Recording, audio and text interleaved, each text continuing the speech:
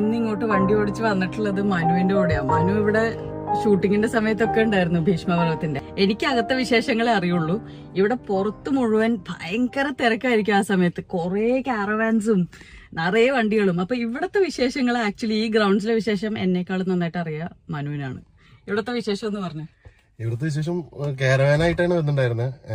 മമ്മൂക്കയുടെ കാരവാൻ ഈ വണ്ടിയുടെ തൊട്ട് ബാക്കിലാണ് ഇട്ടുണ്ടായിരുന്നത്. അതിന്റെ ബാക്കിലായിരുന്നു എന്റെ വണ്ടി ഉണ്ടായിരുന്നത്.